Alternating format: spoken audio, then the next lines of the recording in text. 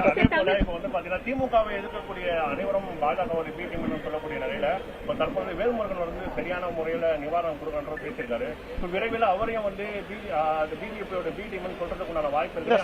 சங்கின்னு சொல்றாங்களானே. இன்னைக்கு திமுகவை எதிர்த்தால் அவர்களுக்கு கிடைக்கக்கூடிய பட்டம் வந்து சங்கி.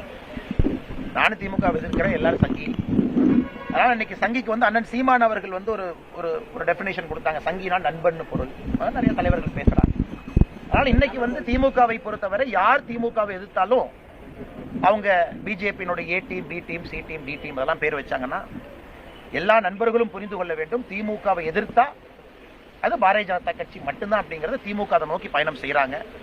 அதனால அண்ணன் வேல்முருகன் அவர்கள் சட்டப்பேரவையில் பேசுறது நியாயமான கோரிக்கை. நீர்வளத்துறை அமைச்சர்கிட்ட கேள்வி கேட்டாங்க, இந்த தொகுதிக்கு என்ன பண்ணீங்க, தொடர்ந்து கேள்வி கேட்கிறாங்க.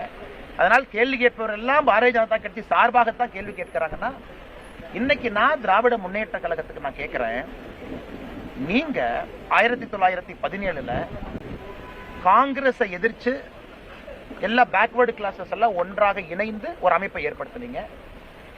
அப்புறம் குடியரசு கட்சிங்கிற பேர் கொண்டு வந்தீங்க. அது 1949 திராவிட முன்னேற்ற கழகத்தை கொண்டு வந்தீங்க. இதெல்லாம் நடந்துச்சு. நீங்க காங்கிரசினுடைய ஆதிக்கத்தையும் அன்னைக்கு நீங்க ஒரு சமூகம் எல்லா சமூகத்தை வந்து அடக்கி ஒடுக்குறாங்க, எங்களுக்கு வாய்ப்பு இல்லைன்னு நீங்க பேசுனீங்களே, இன்னைக்கு அதே காங்கிரஸாக அன்னைக்கு ஈஸ்ட் இந்தியா கம்பெனி நடந்துகிட்டது தான் இன்னைக்கு டிஎம்கே பண்றாங்க. அதே தான் நீங்க பண்றீங்க.